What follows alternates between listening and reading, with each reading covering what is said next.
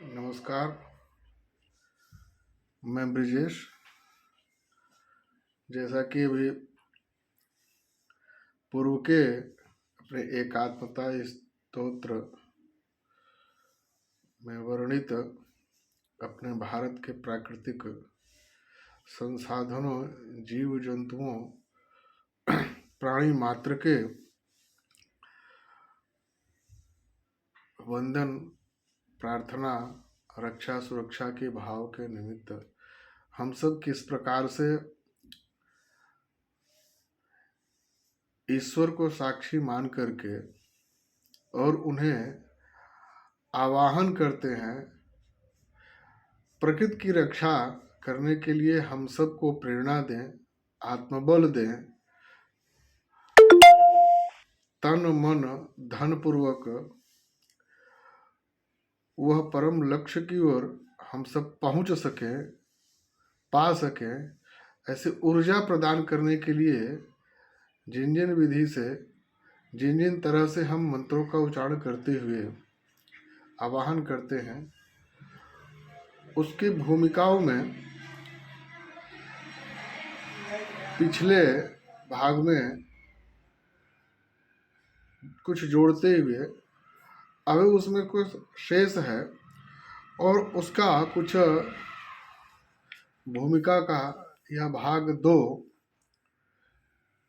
में आपको मैं साथ में लिए चलता हूँ। अभी जो एकात्मता स्तोत्र के भूमिका भाग 1 में जो हमने प्रकृति की वंदना, भारत माता की स्तुति करने के संबंध में जो हमने व्याख्यादित किया था, उसमें प्रकृति और शक्ति की साधना एक सत्य है और साधना सत्य की होती है।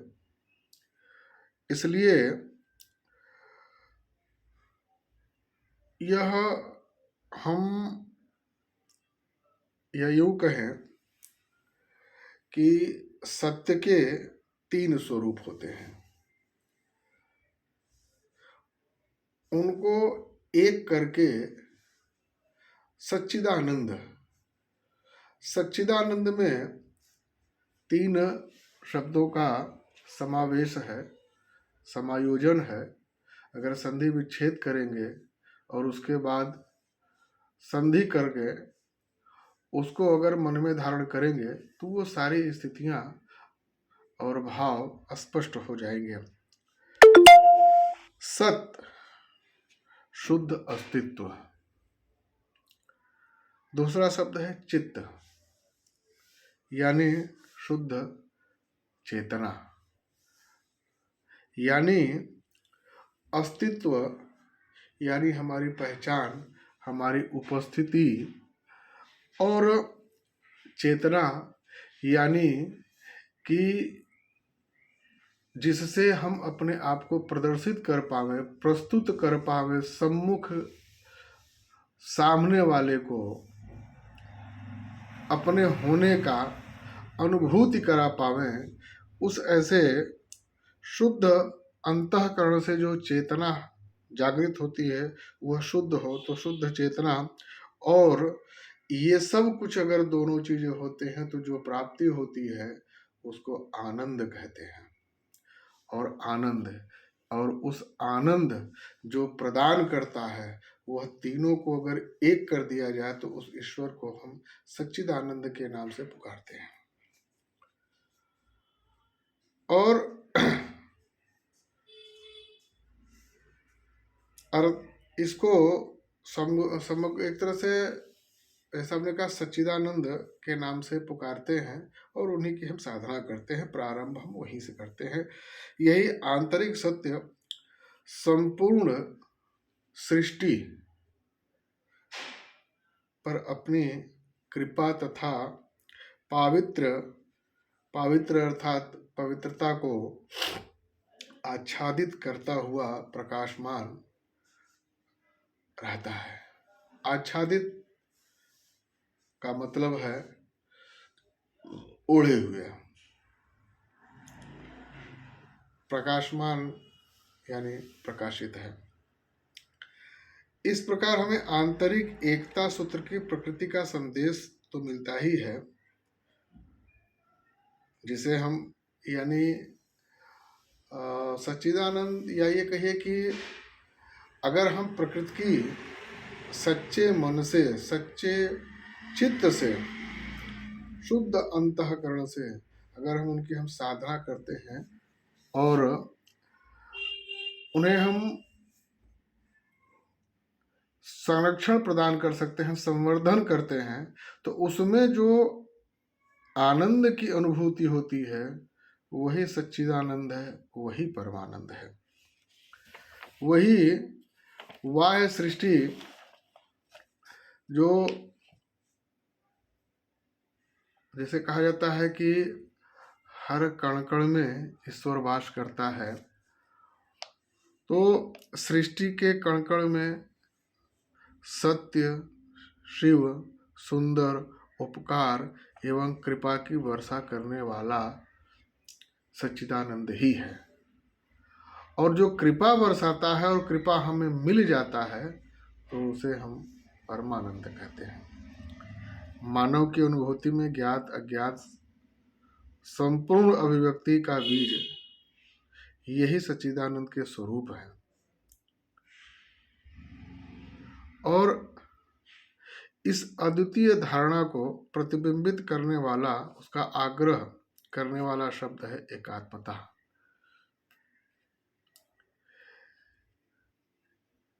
और इसमें हम इसी कारण से 5 महाभूतों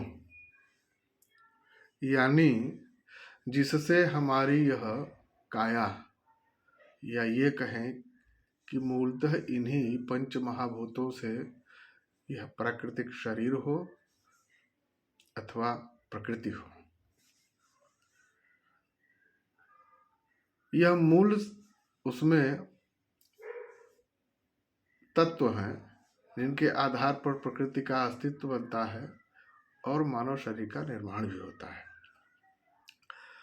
और जो पृथ्वी, जल, वायु, अग्नि, ऊर्जा, आकाश में अभिव्यक्त भगवत कृपा का हम आवाहन भी करते हैं, अगर इन्हें हम ईश्वर मानते हैं, इनकी साधना करते हैं, आराधना करते हैं, वंदना करते हैं, तो उसमें हम सीधे सीधे आवाहन करते हैं, तो उस आवाहन में अगर वो प्रसन्न हो जाते हैं तो प्रसन्न हो करके वो हमें जो प्रदान करते हैं, जिससे हमारी जीवन प्राण वायु से लेकर के स्वस्थ काया अपने संपूर्ण उद्देश्य की प्राप्ति तक प्राणमान रहते हैं,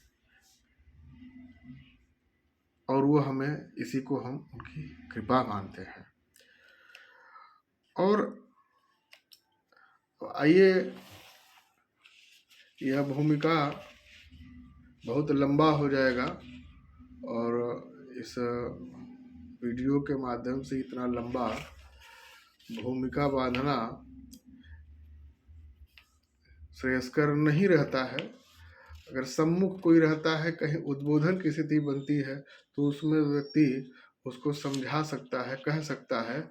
और इस चलचित्र के छोटे से अंश में प्रयास व्यक्ति का यही होना चाहिए कि कम कम शब्दों में अधिक रूप से वो समझाने का प्रयास करे।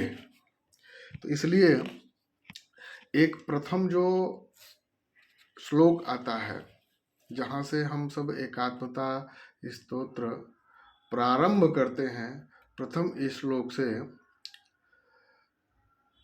मैं श्री गणेश करता हूँ। आगे भागशः इसको हम आप सबके सम्मुख लाते रहेंगे, इसलिए आप सबसे आग्रह है कि अगर इसको ध्यान से यदि सुनेंगे तो समझ पाएंगे, और समझ लेंगे तो किसी अन्य को भी समझाकर जो रस आपने पान किया है उस रस का रसास्वादन अन्य को भी करा सकते हैं। धन्यवाद। और आगे प्रथम श्लोक प्रारंभ करते हैं। ओम नमः सच्चिदानंद रूपाय परमात्मने ज्योतिर्मय स्वरूपाय विश्वमांगल्य मूर्तये। अर्थात ओम सच्चिदानंद रूपाय परमात्मने, यानी ज्योतिर्मय स्वरूपाय विश्वमांगल्य मूर्तये, ज्योतिर्मय स्वरूप वाले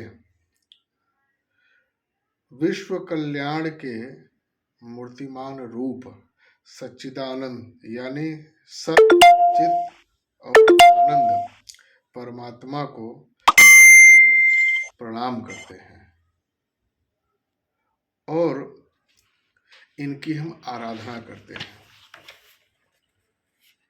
यानी इसमें ज्योतिर्मय, इनसे ऊर्जा मिलती है, प्रकाश मिलता है, जिनसे हम ज्ञान प्राप्त करते हैं और वह ज्ञान क्या होता है जिससे विश्व का कल्याण होता है। कल्याणकारी ज्ञान, विध्वंसकारी नहीं। और ज्ञान उसी को कहते हैं जो प्रकृति और प्राणी को कल्याण की दिशा में ले जाता है, कल्याण करता है और आगे कल्याण करने की प्रेरणा देता है। और जहां से मिलता है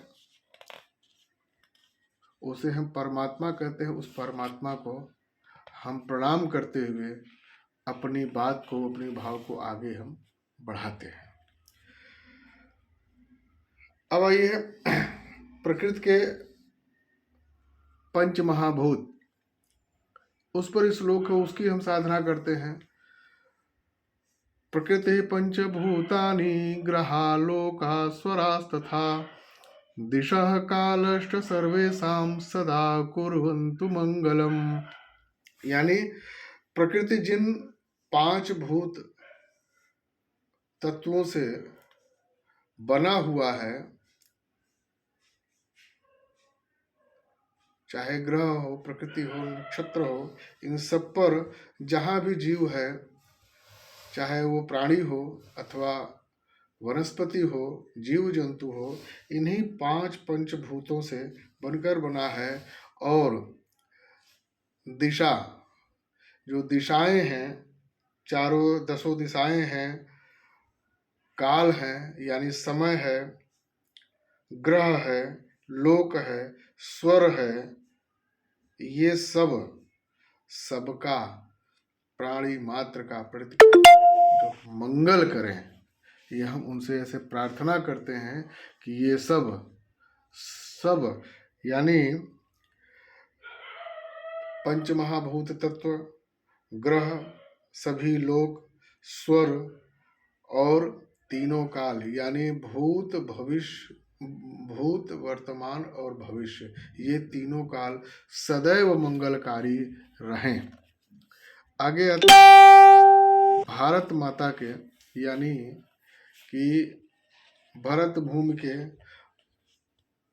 अब उनके वंदना का, स्तुति गान का आगे आता है कि रत्नाकराधौत्पदां हिमालयः किरीटिनीं ब्रह्मराजर्षि रत्नाढ्यां वंदे भारत मातरम।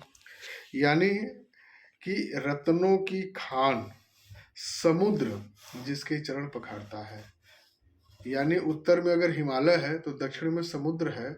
हमारी सीमाओं के आगे समुद्र ही है दक्षिण दिशा में। और वह हमारी ऐसी मान्यता है कि अपने भारत माता का जो दक्षिण में वह पांव है, जिसके समुद्र जो अगणित अनंत रत्नों के खान है, वह हमारी भारत माता के चरण की वंदना करता है, सदैव प्रतिदिन अहरने पखारता रहता है। और जिसका मुकुट यानी किरीट हिमालय है, ब्रह्मर्षियों और राजर्षियों रूपी रत्नों से समृद्ध ऐसी भारत माता का मैं वंदना करता हूँ, उन्हें मैं प्रणाम करता हूँ। बोलिए भारत माता की जय।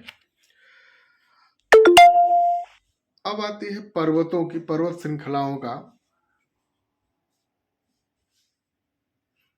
वर्णन। जितने भी पर्वत मालाएं हैं उनका भी वर्णन इस एकात्मता स्तोत्र में है। पर्वतों का है महेंद्रो मलय सहयो देवतात्मा हिमालय ध्येयो रैवत गोविंद्यो गिरीशारावलिस्तथा।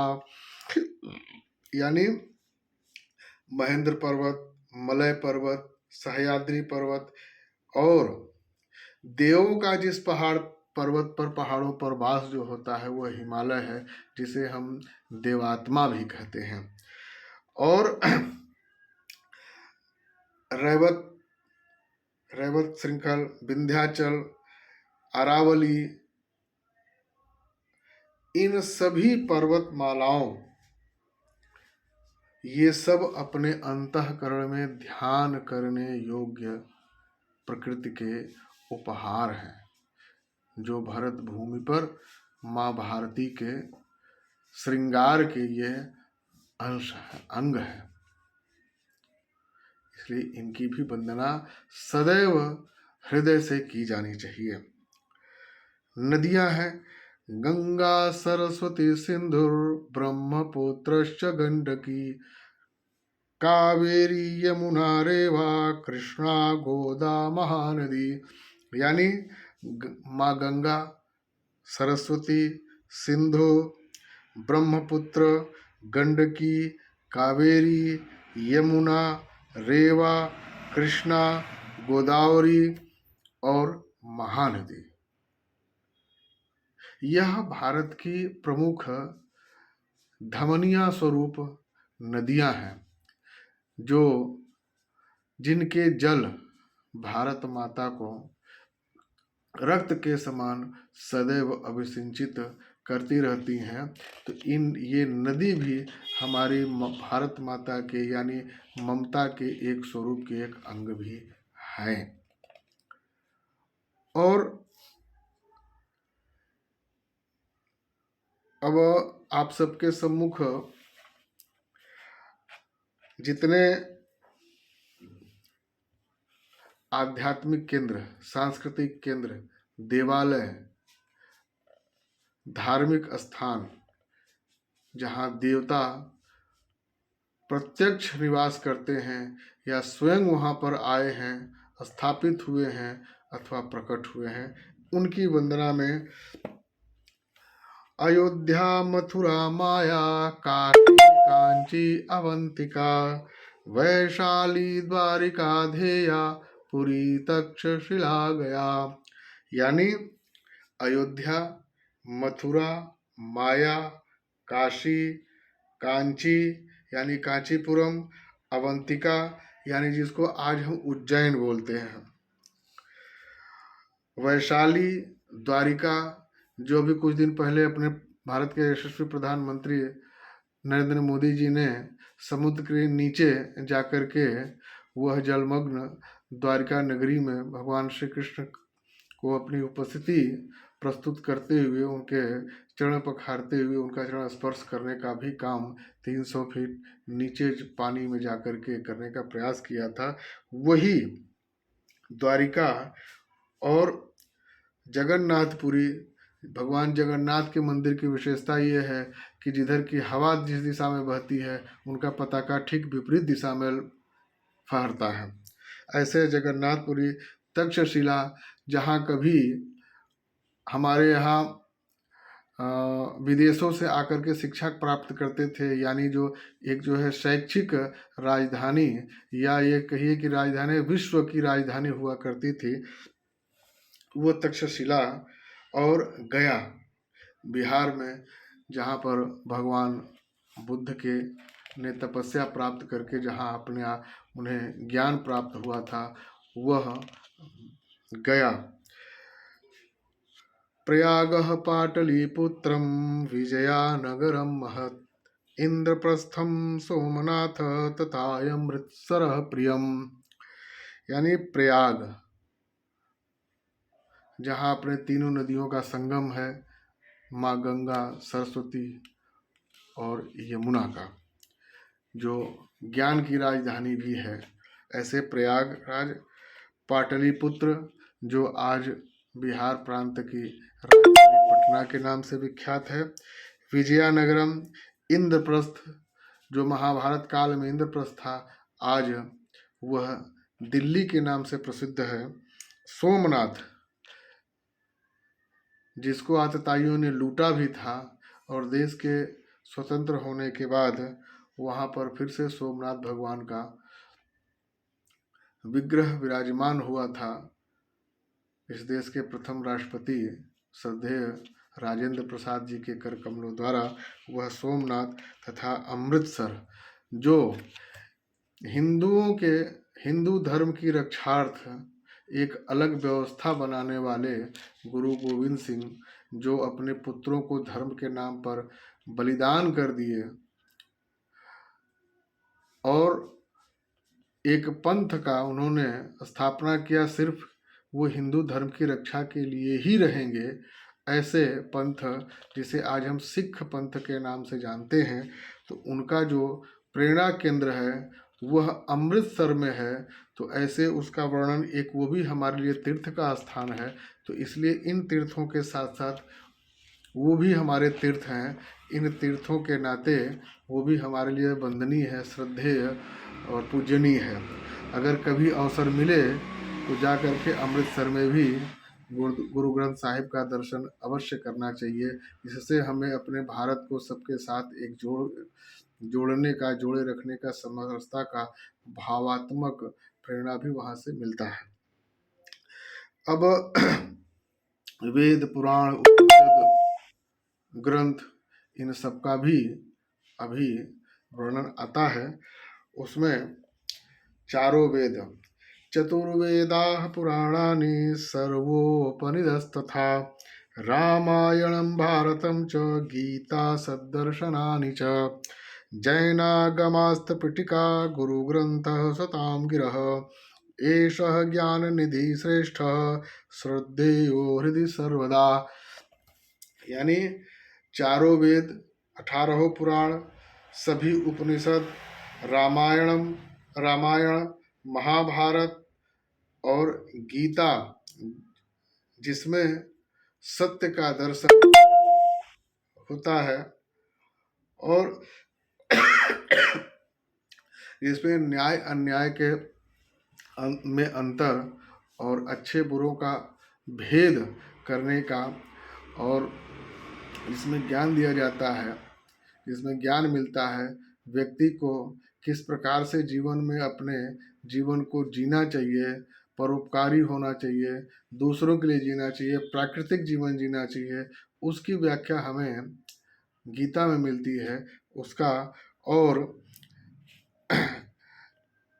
जैनों का, जैन पंथावलंबियों का भी ग्रंथ है, बौद्ध त्रिपिटक उनका ग्रंथ है, गुरु ग्रंथ साहिब सिख पंथ का, और संतों की बाणी, इन सबको, ये सभी श्रेष्ठ रूप से ज्ञान देने वाले हैं, जीवन के दिशा को अच्छे मार्ग में ले जाने वाले, ऊर्जा को प्रदान करते हैं। तो इनकी वंदना सदैव हृदय से करना चाहिए। अब आप सबसे एक आग्रह करूंगा कि लगभग आधे घंटे का यह वीडियो हो गया है और लगभग 9 श्लोक हम सब ने पढ़े हैं। तो इस 9 श्लोक तक, अभी बीच में हमने अर्थ को भी आप सबके सम्मुख रखा था, मोटे मोटा में, विस्तार से जाने पर बहुत लंबा हो जाएगा, परंतु छोटे में हमने रखने का प्रयास किया है। अब मैं 9 श्लोक आप सबके सम्मुख बगैर अर्थ के एक साथ पढ़ करके अपनी बात को इस भाग में पूर्ण करूँगा, इस आशा अपेक्षा के साथ कि अगले भाग में हम 10वें श्लोक से प्रारंभ करेंगे।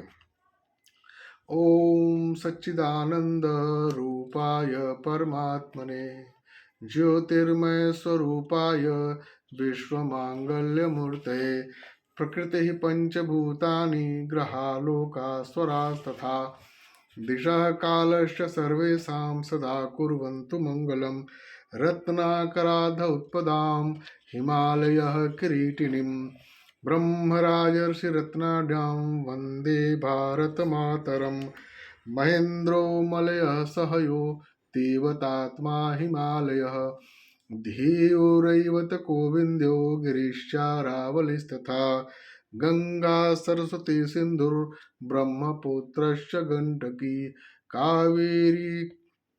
कावेरी यमुना रेवा कृष्णा गोदा महानदी अयोध्या मथुरा माया काशी कांची अवंतिका वैशाली द्वारिका धेया पुरी तक्षशिला गया प्रयागः पाटलिपुत्रं विजयानगरं महत् इंद्रप्रस्थं सोमनाथः तथायमृत्सरः प्रियम् चतुर्वेदाः पुराणानि सर्वोपनिषदस्तथा रामायणं भारतं च गीता सद्दर्शनानि च जैनागमास्तपीठिका गुरुग्रन्थः सतां गिरः एषः ज्ञाननिधि श्रेष्ठः श्रद्धेयो हृदि सर्वदा।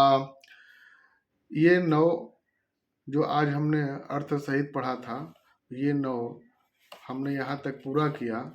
आगे अगले भाग में 10वें से प्रारंभ करते हुए आप सबको एक सूचना भी दे दें, आश्वस्त कर दें कि यह पूरा होने के बाद बगैर किसी श्लोक के बीच बीच में अगर उपयोग आएगा अवसर तो श्लोक का उपयोग हो भी सकता है। एक संपूर्ण एकात्मता स्तोत्र का पूरा एक व्याख्यात्मक वीडियो भी आप सबके सम्मुख प्रस्तुत करने का प्रयास मेरा रहेगा। तो आज मैं अपनी बात को यहीं और इस अभियान के इस भाग को यहीं मैं पूर्ण करने की आप सबसे अनुमति चाहते हुए मैं आप सबसे विदा लेता हूँ। अगले भाग के प्रारंभ तक के लिए सभी को नमस्कार, शुभ रात्रि। आप सबका अगले भेंट तक का सब कुछ मंगल हो। बाबा विश्वनाथ, माता अन्नपूर्णा आप सभी को स्वस्थ और सानंद रखें। बहुत बहुत आभार।